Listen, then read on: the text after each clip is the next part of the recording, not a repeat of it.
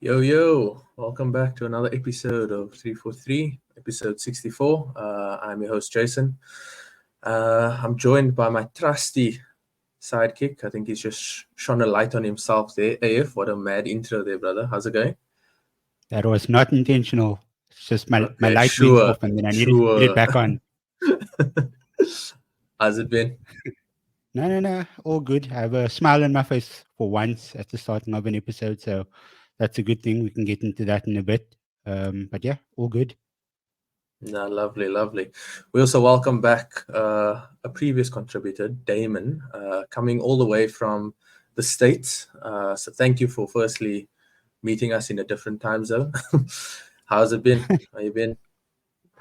Good. Very, very busy footy season finally coming to an end. It's funny, kind of coming on at the very beginning of the season and the very end of it. Nothing like the American Yeah. coming on to talk footy. No, 100%, but it's not how you start, it's how you finish. And I think you've started well, but you're also finishing well. So that's great. Yeah, so a simple episode today for you guys. We obviously had AF talking about why he's happy. It's nothing to do in his personal life, it's more Man United. And then, yeah, we've brought Damon on as our resident Bundesliga correspondent, but also a big Borussia Dortmund fan. So we're leading up to the Champions League final. We will touch on that for a little bit later. But yeah, AF, what a what a lovely weekend for you, eh? Do you want to run us through what the emotions were leading up, and then just all throughout the game, it looked like you guys were in cruise control? Yeah, no, it was pretty unexpected, right? I don't think anybody in their wildest dreams would have thought that United would come out and take the game to City the way that they did. Um, I wouldn't actually say that it happened from the get-go because City dominated that game for about the first half an hour or so. I think United couldn't touch the ball for the most part in that like first 20 minutes. So I mean, watching that, I thought to myself, these guys can't even touch a ball right now. City's just like passing squares and triangles around them throughout the entire time. But then when I don't even know like which moment it actually just clicked for them. But then they looked like a completely different side, and it seemed like they were out pepping Pep, if I can put it like that. Um, and it's not always like by the end of the game, it's not always that you can say that a coach has out coached Pep Guardiola, and I think that's a testament to how Erik tenhag rallied his team and just the type of mentality that they ended up um, displaying during that game. And a lot of that is down to Lisandro Martinez and Rafael Varane, the partnership that we've been wanting all season, but we couldn't have because of the various injuries that both of them have undergone. And the moment that we finally have them together, uh, it just like blended so well, and it was amazing to watch. And I mean, at the end of it all, came away with a win, lifted the cup, and I don't know if that bought Erik ten Hag more time, but we can get into that a bit later. Yeah, for sure. So yeah, Damon, obviously with a massive time difference, were you able to catch the game? Do you have any thoughts? Do you have any Oh, I ideas caught around the game. that? Yeah. I caught the game. I thought that City probably played their worst 45 to start that match this entire season. They looked absolutely dreadful, and it didn't really click for them until later on in the match when they finally made it 2-1, made it a little interesting, and it was just kind of like a sloppy game, honestly. Nothing really clicked for either side. The first goal for United was just like a what in the heck just happened moment. Complete miscommunication in the back. And, we can talk about the Ten Hag stuff later, but like, congrats to United for winning that. But it was weirdly one of those moments where it almost looked like Pep pulled a classic overthinking into a final type of thing, which is a little bit of a trend with him. Obviously, he overcame it with the Champions League final last year, but it just didn't look good. They didn't look good at all. It didn't look like City. City is like one of the best teams in Europe, and I don't know if I wouldn't say they got dominated. It was just almost they like completely played the worst game I've seen them play all season. I think that's just how it is, but that's football. Yeah, no, for sure. I think there was something that was going into that game, obviously, with the season that Man United had, with all the controversy that surrounded the ownership talks in the middle parts of the season, and then now leading up to the final, we had that bombshell, Erik ten Hag to leave at the end of the season. So I think everybody just rallied behind that. Maybe that was just like a little bit of a pump fake, maybe to hype the guys up a little bit. We shouldn't take the credit away from Man United. I think that was probably their best performance in a long time, in that they were very structured, very disciplined, and Bruno, who's come under constant fire this season, there's a lot of good to his game, but there's also a lot of whining. There's a lot of what some fans would call a little bit of moaning to his game. So, do you think that he turned up and he answered some of those critics with that performance, and especially with that pass that for sure, reverse ball? For sure. I mean, that was probably his best performance of the season as well. Yes, he's had some really good, like 8 out of 10 performances this season, but excuse me, it's just from a captaincy point of view and from a player point of view, like he checked both boxes. 10 out of 10 on Saturday. He rallied his troops. You could see that in the moments where some players were getting frustrated in the starting of the game, you'd go over and speak to them. I saw he did it with Sofiane Amrabat. He did it with Garnacho, and I think he did it with Dalo at one point as well, because Dalo was looking for passes, but people weren't really on the same wavelength as him right in the starting of the game. And it just seemed like he was just trying to calm them down and just ensuring that, like, it's okay, like it will happen. And that was probably his best captaincy performance in a United in a United shirt, which I was extremely impressed by. But yeah, like just shining a spotlight on Sofiane Amrabat as well. I just mentioned him now. That was probably his best game in a United performance too. And his performance is, I think, 90% of the reason why City played the way that they did. He suffocated that entire midfield. I mean, it's not always that in the 57th minute, Pep Guardiola is taking off Kevin De Bruyne, his best player. And that was because he had zero time on the ball throughout the entire time he was on the pitch. And Sofiane Amrabat is the reason for that. He was closing him down. And I think I saw Paul Scholes saying that that was a Gattuso-esque performance from him, which is one of the biggest compliments you can give any sort of defensive midfielder. Yeah, no, 100%. I think he showed, and it's been unfortunate. I mean, the story of Man United season has been that they've been riddled by massive injuries and consistent injuries, right? I think it's some silly number of like 64 little injuries throughout the season, and that's not 64 players, but it's maybe a few players getting the same or recurring injury and stuff like that. So I think definitely it was a good performance. It's a bit upsetting though, because it was saved for the last day of the season. But I think the silver lining is that you still managed to somehow get a trophy in a season that was very roller coaster-esque, whilst also, I think, securing European football. So that definitely... There's an asterisk next to that at the moment. What is that asterisk? I'm gonna be a bit naive. I genuinely don't know what is the asterisk. That's so there was a report that came out today, because Ineos has majority ownership at Nice and they have minority ownership at United. Because they own both clubs, only one of them can go into the European competition. But Ineos came out with a statement today to say that the ruling says that if you have a stake under 30% of the club, then the team should be okay. But during the course of the season, Ineos is going to be investing something like an extra 200 million into the club, which would take their stake beyond the 30%. So they have until Monday to give their reasoning and all that gibberish to UEFA. But at the same time, Manchester City and Girona, they undergoing the exact same thing as well. So they also have until Monday to supply their reasoning. And I think it's Aston Villa, and there's another club as well, because Aston Villa, they also owned by another club that's also in Europe this season or next season. And yeah, so it's going to be a lot of appeals, a lot of letters to UEFA in the next few days. So it's going to be interesting to see what the outcome is for all of those clubs. And it would be interesting to see what UEFA's reasoning is going to be if some of the clubs get to go ahead and other clubs don't.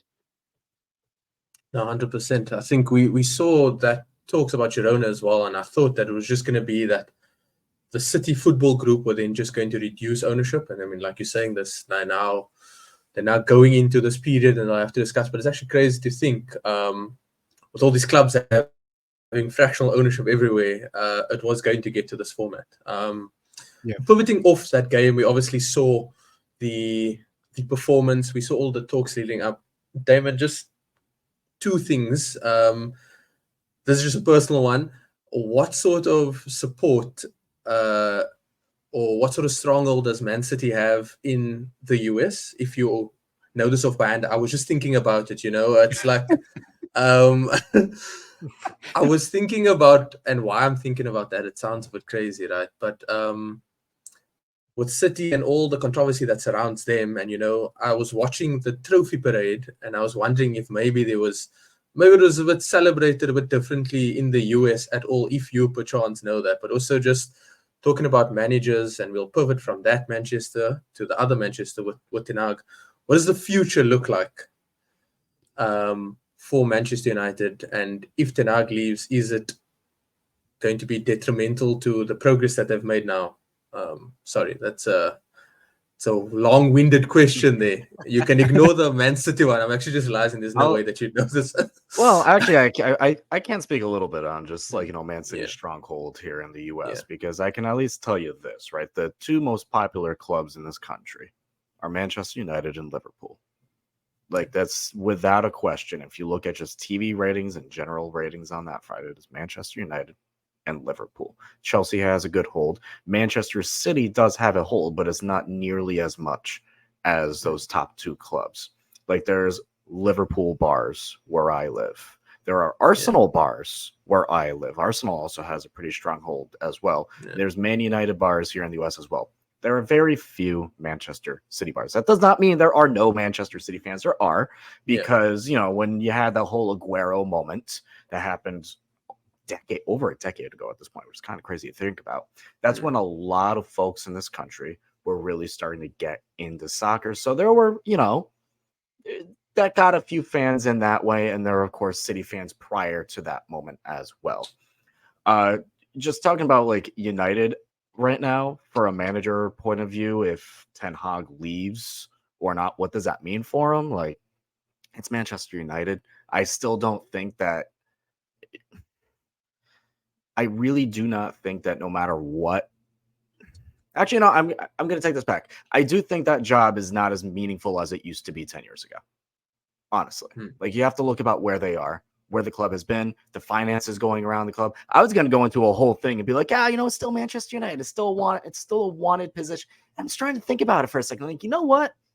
No, is it? Is it really a wanted position right now with every single team in Europe? So many clubs right now.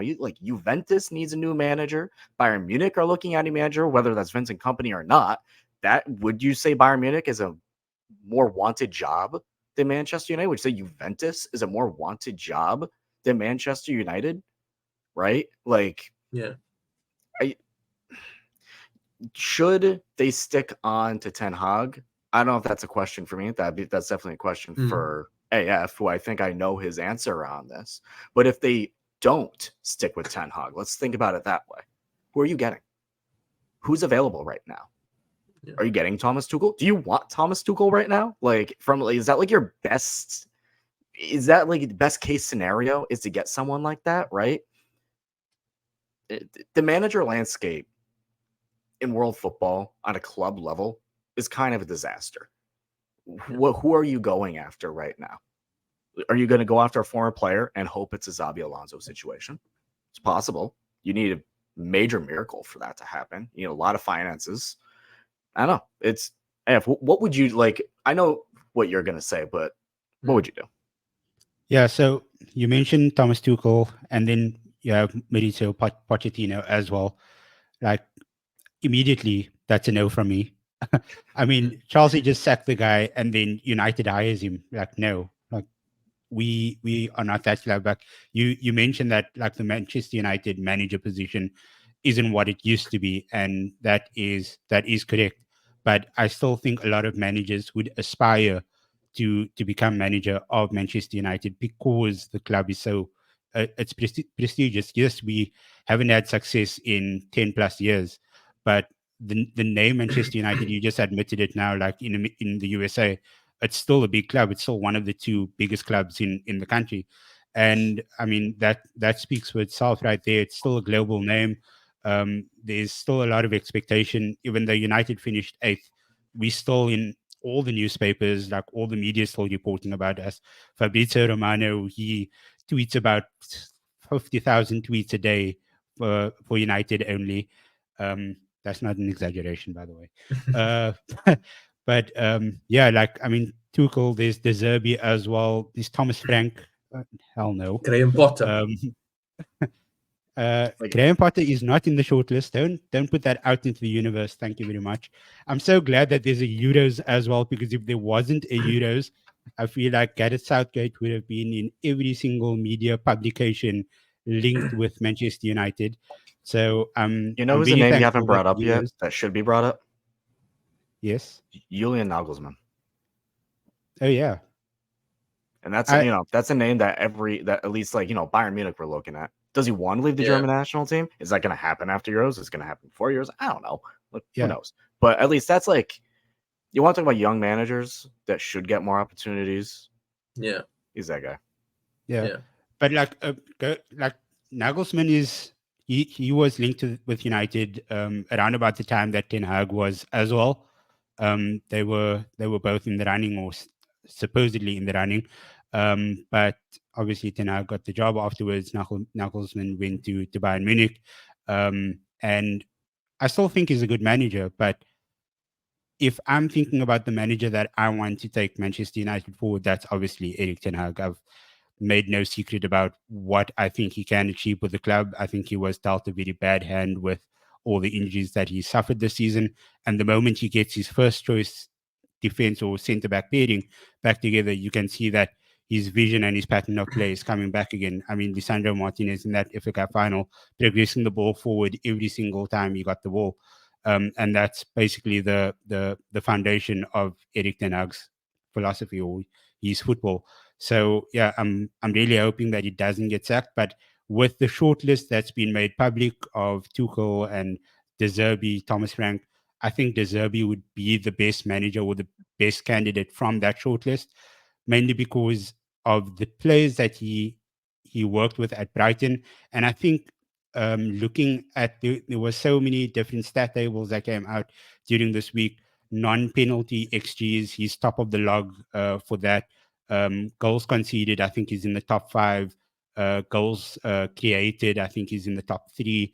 So I mean, with the type of players that he had, and to do things like that in the English Premier League against teams like Man City, Liverpool, Chelsea, Arsenal, all of those teams, like to be above some of those teams as well is speaks volumes. And I think with the United, the finances and the backing and all of those things that he can get at Manchester United, I think that could be a good fit. But if I'm to make the decision, Erik ten Hag in.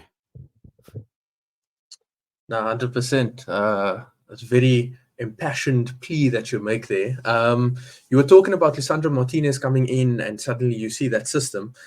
Is he the only player that is critical to the Erik ten Hag way of football, or is there anybody else that you're needing, or any specific position that you're needing to strengthen that aids to it? Because I mean, it's now his 3rd season, and if we're relying on one centre back, I think it is a tad bit shaky as a foundation. But in terms of the positions, where would you say that if he does stay, he needs to strengthen and ensure that they stay fit? Yeah, so Rafael Varane's gone, so definitely need a right-sided centre back, and then look for another left-sided centre back, similar to the profile of Licha, so that if we do encounter what we did this season, then we have reliable backup in that position. And then I think a left back is definitely needed. Mm. We went through, I think it was 92% of the season without any specialized left back. So we've had Wan-Bissaka, Dalot, just playing rock paper scissors to see who gets to start in that position every game. So I think left back is definitely needed. I do think that we need another striker. I think putting all of the expectation on Højlund isn't really wise. Somebody a bit more experienced that Højlund can learn off as well. I mean, the guy's only 20, 21 years old, so he definitely needs an experienced striker just to learn from him and just to take the expectation off of him a little bit. And then if Casemiro leaves, which is probably very likely, we need another defensive midfielder, somebody with the same qualities as him, somebody that would be able to dictate that midfield in the way that he did. So yeah, I think that's it. I think that's about 5 signings, if I counted correct. So yeah, that's my picks. No, 100%. Damon, any specialized roles or any players that you could possibly earmark? Or, I mean, looking at United, obviously it's 2 years. They've been dealt a very unfortunate hand, but should they get those signings, do you see them? Is it a short-term thing, or would they have to go through another 2 or so years of refining before they can compete with the likes of Liverpool, Arsenal, City? Yeah, I was gonna say, what are your goals here? Are your goals to win the league? Are your goals just to make Champions League? Because those are 2 different levels of signings that Manchester United have to make right now. Manchester United are nowhere near the level to compete for the league. So if you're going to want to compete for the league, you're going to need a complete overhaul. If you're just trying to make top 4, a few signings here and there, that should be able to do it, right? If you want to win this league in particular, when Manchester City are at the level that they are, when Liverpool were pushing for the title with that team that they had, Arsenal very close to City this year as well. We haven't said Arsenal enough, honestly. And they were the team that pushed City to the furthest, tripped over their own feet, probably should have won the league, honestly. Like, if you're going to compete with those 3 clubs, you're going to need to make almost 10. Honestly, 10 top class signings to be able to compete with that. Yeah, that's crazy. Yeah, so on top of all of the signings and the people that I see is leaving the club, you still have Johnny Evans. He's going to be leaving the club as well. His contract is out at the end of the season. Extend him one more season. He was your best defender. No, he's going to be 39 next year or 38 next year. No chance. Perfect. Play coach. Christian Eriksen, his contract's up as well, so he'll be gone on the 1st of June. Anthony Martial, he said his farewell the other day. Not that he plays more than 10 games a season anyways. So yeah, there's so many players leaving the club, and that takes a huge chunk out of the United's wage bill. So I think that there will be money and finances available for them to get players in and to probably not sign people on 350k a week, because I think that was their first mistake. So yeah, look at lower wages and look at players that have the potential to be great.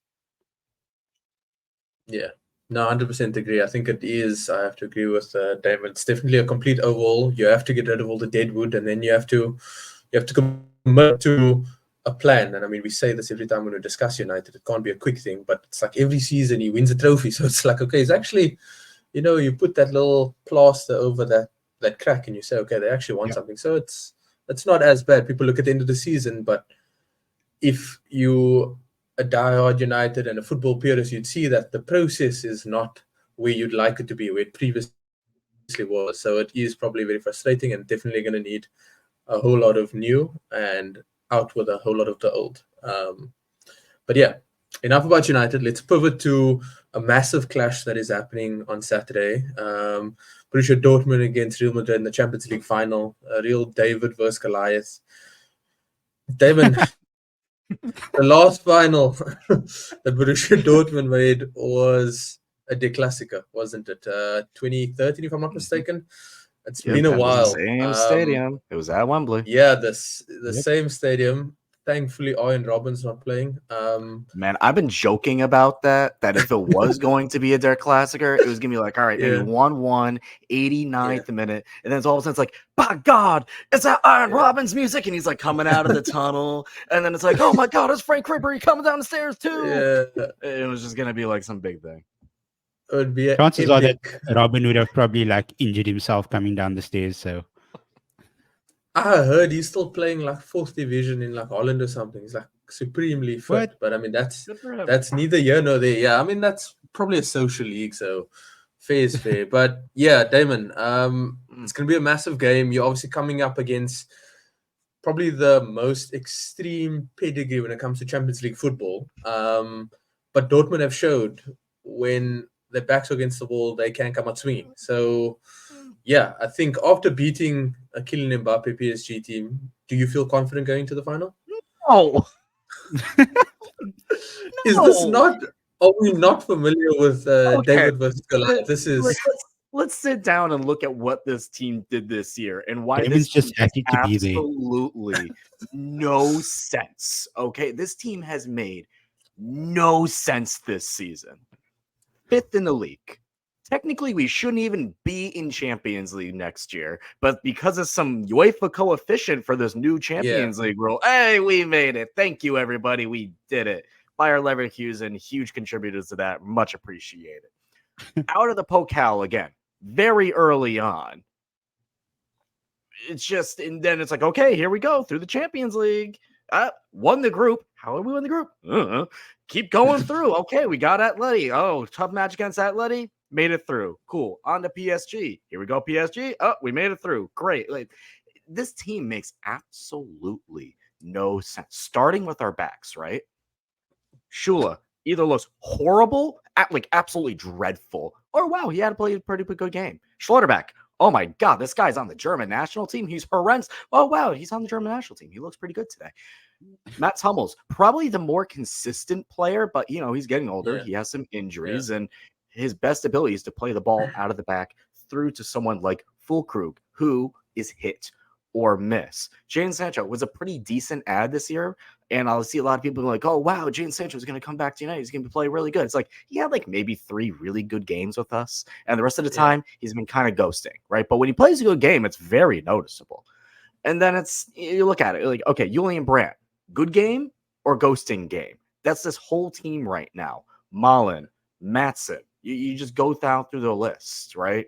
This team this season has made no sense. Beat Bayern Munich for the first time on the road in 10 years. Oh, absolutely get pummeled by RB Leipzig at home, like 4-0 the next game. Make this team make sense. I can't. But that's the good thing about this game, right? This is a one-off game. Anything can happen in 90 minutes. So am I going in with a little bit of positivity? Sure. We made it. It's a final. Anything can happen. The stupidest things can happen. Real Madrid can get a red card in 5 minutes, and then all of a sudden, all hell breaks loose, and we have a chance, right? But what did I just say? It's Real Madrid. This is their competition. It's not like it'd be like us going up in Sevilla in the Europa League. You just hand them the trophy at that point, right? I mean, some things are just married on a cosmic scale.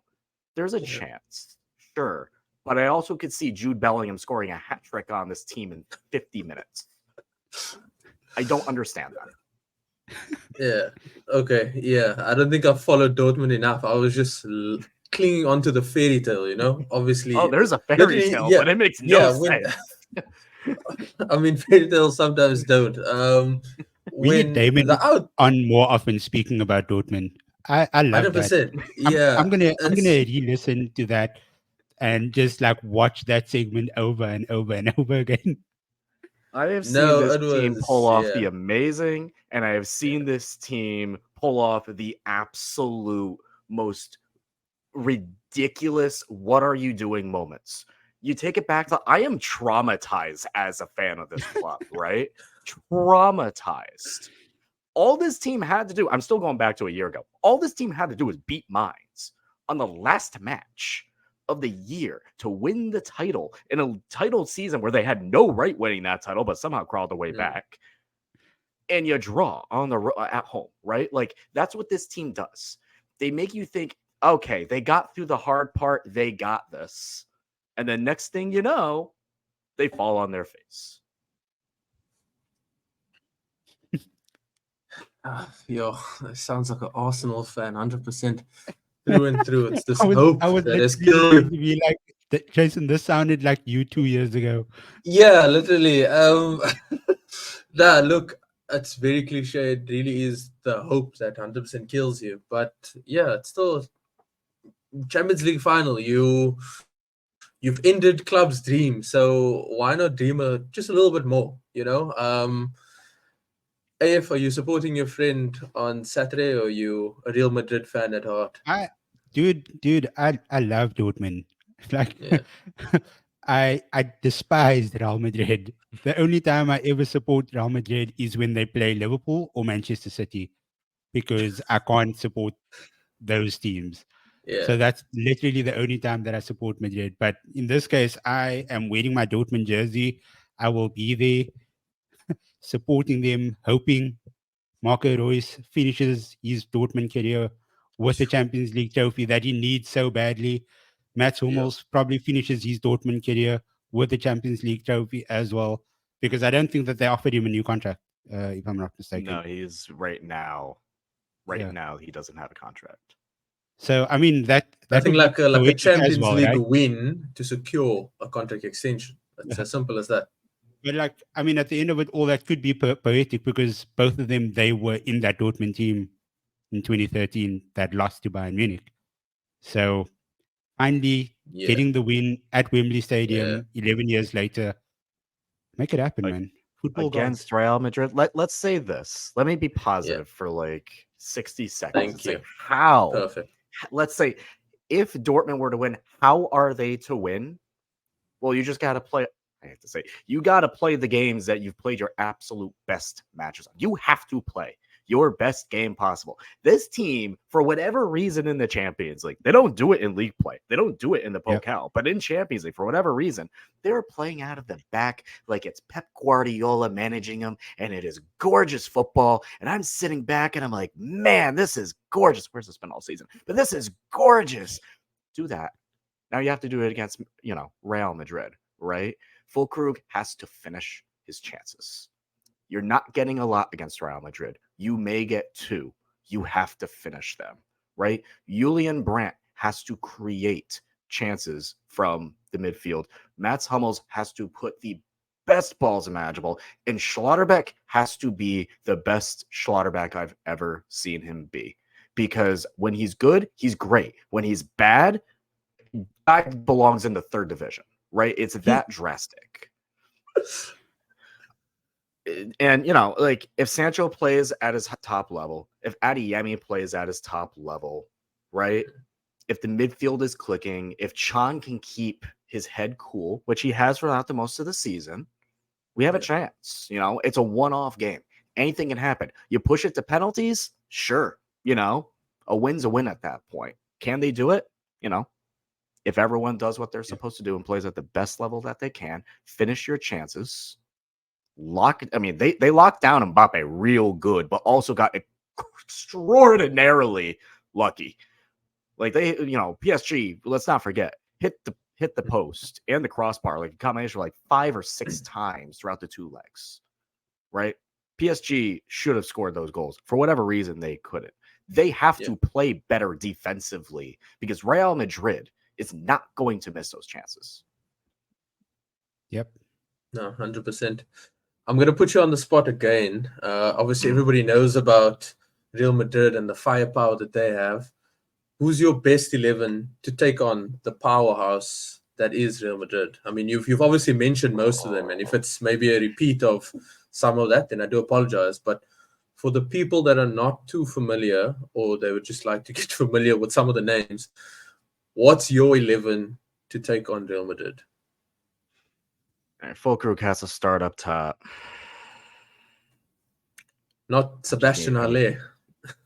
No. So unfortunately for Haller, he's been kind of hit or miss, a little hurt a lot of the time. Koval's been very consistent in goal this year. We've had Ryerson out on the right, who's was hurt a lot, but been pretty consistent. Matson's been our kind of like makeshift left back this season. Yeah. He started out as a winger. We threw him back Yeah. there because Rafael Guerrero was, on Bayern Munich this year. Which sucks. But, you needed him back there. Hummels and Schlotterbeck will be the back two. Absolutely. And then your midfield three, Chan, Sabitzer, Brandt. Mhm. And then you have a combination of Adiyemi and Sancho as your two wingers with Füllkrug up top, right? Like that right now is the best 11 of this team. This is nowhere near, which is kind of hilarious. If you look at this team that is in Champions League final and you look at the same teams from last season and the season before that, you're looking, it's like, what? But it works, what works. But that's it. If Sabitzer is another one too, like, he can hit him from distance. We've all seen that, but he's actually been pretty decent as kind of like a holding mid this year alongside with Sean and Brampy in the creative middle. Marco Reus, you mentioned, it'd be great if he can win it. He'll probably play like the last 10 minutes regardless. He's been coming on. So there you go. There's your best 11. Not a lot of big names. Yeah, 100%. You'll have like Donny Malin coming off the bench as well. Though his impact really hasn't been too. Yeah, his impact hasn't really been. It's been hit or miss. Former Ghana as well. More often than not. He had a fantastic second half of the season last year. Yeah, he's one of the reasons why Dortmund went back into the title race. He was on fire at one point, and then he hits these moments, like a lot of people in their career, where you get really hot and then you just ice cold for an extended period of time. And if this season for Malin, honestly, has just been an ice cold season for him, which is unfortunate. Yeah, that's fair. AF, we've obviously heard Damon's team now. Who are you picking out from the Real Madrid to be that difference maker in their team? And then, you can start our wrap up with a prediction as well for the game and just how you see it going. Yeah, I think everybody would go Vinicius Jr., but I think Rodrigo's been more clutch for Real Madrid this season in times when they needed him, and he did it last season as well when they needed him. So I think everybody should keep their eye on Rodrigo. Toni Kroos, his last ever game for Real Madrid, his last ever club game, he announced his retirement from football after the Euros. So it's going to be quite emotional for him as well. And I think it would be quite sweet for him to get that final win over Dortmund, because obviously he's through with Bayern Munich. So I think he has a really good performance in him. And then Jude Bellingham. I mean, Damon mentioned it earlier. History with Dortmund, and the guy's probably in the top 3 best players in the world this season. He took La Liga by storm, and he hit the ground running, and I don't think he's ever come down from that high since the starting of the season. People doubted him. People thought that he's not going to make it in Spain. He's a flash in the pan, but I mean, the guy just like shut up all the haters, and he's been phenomenal the entire season. So yeah, Rodrigo, Jude Bellingham, Kroos, those are my 3 picks. What about you though? I feel that at this moment in time, the front 3 are probably what's keeping them. I think in this game where I feel it could be a bit tight, I think the introduction of like Joselu might be good. He adds something very different where you normally have the speed, you have somebody that can be a focal point, and I think he's done extremely well for somebody that has been quite the journeyman. He's been everywhere and then nowhere, and then to end up at Real Madrid, I think it was a stroke of genius by Ancelotti to sign him this season. I think Rodrigo is definitely one I'm going to pick out. If Maatsen does start, the Rodrigo-Maatsen battle is going to be very intriguing because they're both young players. I think Maatsen would probably be able to match him in terms of the speed. It might also keep Rodrigo a bit back because Maatsen is somewhat of an overlapping fullback. I think I've seen him. He's been on the gallop a few times. I think he scored a few goals as well in very advanced areas. So I think that's definitely a key area, a key battle. And yeah, I think Toni Kroos, that midfield of if it's Modric or if it's Valverde, Kroos, Bellingham, it's going to be very good. And I think that against a Chan, Sabitzer, and Brandt is going to be money bag stuff. It's going to be box office. And I think that's where it could determine, because if you win that battle, you're able to release balls to the front three. And I think that's what we'd want to see as neutrals, but also just as football lovers, right? Yeah. Damon, I'm going to give you the hard question here. Do you have a prediction for us at all? I have two predictions. In your heart of hearts, and then what your journal said this morning. To quote a Spider-Man movie, expect disappointment. You'll never be disappointed. That's my slogan with Borussia Dortmund. So we have two kind of predictions. One is they get absolutely blown out of the water because Real Madrid are absolute class, and it's like a 3-0 final, right? Mm. In an area where it's close, and let's say 2-1, and 2-1 to break my heart, unfortunately, I could see it being one, like, Dortmund score early, you get excited, Real Madrid level it a little bit later on, we're getting closer to stoppage time, and who's the one guy this year that's been scoring stoppage time after stoppage time goal for Real Madrid? And it's Jude Bellingham. Yeah. Dortmund have a horrible history of former players just ripping our hearts out season after season after season, no matter what competition it is. It would be gut-wrenching for that to happen. Look, I actually have no hard feelings over Jude Bellingham. We have a lot of players that leave. Jude was not one of them that I have any hard feelings over. It left in pretty good terms, right? That one would sting. That one would sting a bit. But I'm going either a 3-0 blowout or a 2-1 heartbreaker. All good. If So basically, both predictions would result in a Dortmund loss. Expect disappointment. Yeah, I'm going to echo a bit of that. I think it's going to be a 2-1 Real Madrid. Even though I don't want that to happen. I want Dortmund to lift that trophy, but I mean, we've just spoken about all the quality that Real Madrid has, and I think it would be ignorant to think otherwise. But yeah, it's a cup final.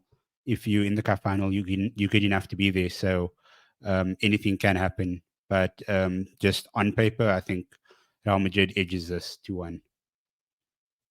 Yeah. Okay. I'm gonna be ignorant. Okay. I'm gonna live with the 1%. Okay. I think it's gonna be. I think Dortmund have nothing to lose. They've secured Champions League after what Damon has described as a very topsy-turvy season. I think they should have a go. I think it's like a 3-2. I think it's going to be exciting. I think Real Madrid, depending on who stands, and I don't think Courtois, or even if it does, I think there is a chance. I think there should always be a chance. And if you've made it this far, you're not going to go into a space and be afraid to now just show what you've done to get to this point. I think Dortmund have a chance. I think 3-2 is wild, but I'm going to go with it. I don't see there only being like holding God's ears. Yeah. Also, if there's between the two players that are retiring, I want Reus to win it more than Kroos, just because he's won 16 of these already. He's only played in 8, but he's won 16 of them. So it's fine. Like one more is not going to hurt him, right? He can lose it. So yeah, I want Marco Reus as a football purist, as somebody that grew up watching him and seeing all the struggles and all the heartbreaks. Yeah, that he's exactly had to undergo during his career. All the times that he could have made Germany's World Cup squad or the Euro squad, and then he gets like knocked down with injury. And I mean, like, this guy deserves it, man. Yeah. If it is a 3-2 final, I'll say this: if it is that, then it's Julian Brandt putting on the game of his freaking life. Yeah, because the guy can do it. He's almost been, to a little bit of an extent, embraced by the supporters a little bit more than any player that's been brought in because of that attacking role. and almost taking over for that Reus position when Reus was kind of playing more as a 10 than as a winger. So if that is the case, it's Julian Brandt. And then I'll be worried because then there's going to be a lot of phone calls ringing this summer for him. No, 100%. But yeah, also I think just in a time where, just to circle back to Reus, in a time where everybody was leaving, that's also that's just the last thing. In a time where everybody jumped ship and it was so common for a Dortmund player to go to Bayern, he stayed. And yeah, you can't write a story. There's these two stories. There's Jude Bellingham scoring the winner, and there's Marco Reus finally getting the trophy that he had tried for so long, and he'd been out. And yeah, I think it's the best possible way to leave it. Yeah, let's hope that they've been listening to our prayers, even the ones that Damon didn't say on this channel. I do them to myself. I'm doing them to myself. Yeah. I always go in. Everyone who watches me knows me. I go in. AF knows this because he sees my messages. I'm the most negative human going into a match. The second the ball is kicked, it flips. And all of a sudden I gain, because then the game's on, right? Then anything can happen. But going in 100%. is like, it's over. Yeah. Back up your bags. Yeah. Nah, 100%, man. Devin, we'd just like to thank you for obviously jumping in. Thank you for making the time. Where can the folks find you on the socials, not your physical address? Because that's a bit weird, isn't it? They can find me on Twitter. It's still Twitter to me, at Damon Tweet, where you can find me tweeting all about footy, including my local club, Hartford Athletic, who has our very first actual derby against Rhode Island FC on the same day as the Champions League final. It's going to be one game after another. I nicknamed it El Trashico because we're both utter garbage. Both our clubs are crap. Loser has to clean up either's beach. That's the joke 100%. behind it. There you go. There's the positives beat. There's the positives. So you can find me on Twitter at 100%. Jason, you have some history with Rhode Island, right? 100%. Yeah. So I did a year in the States, and I was at the University of Rhode Island. So yeah, I'm still secretly a Ram, but not Rhode Island FC. So it's fine. For this instance, I'll be a Hartford boy, Connecticut. Stand up. AF, where can the people find you? Yeah, at AF Parker 642 on all social media platforms.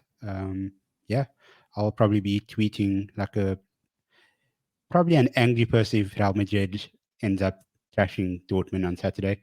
But yeah, if you are interested in following my footy takes, then come find me. 100%. Yeah, so I'm very simple at Jason_Ronnie, Jason Ronnie on TikTok.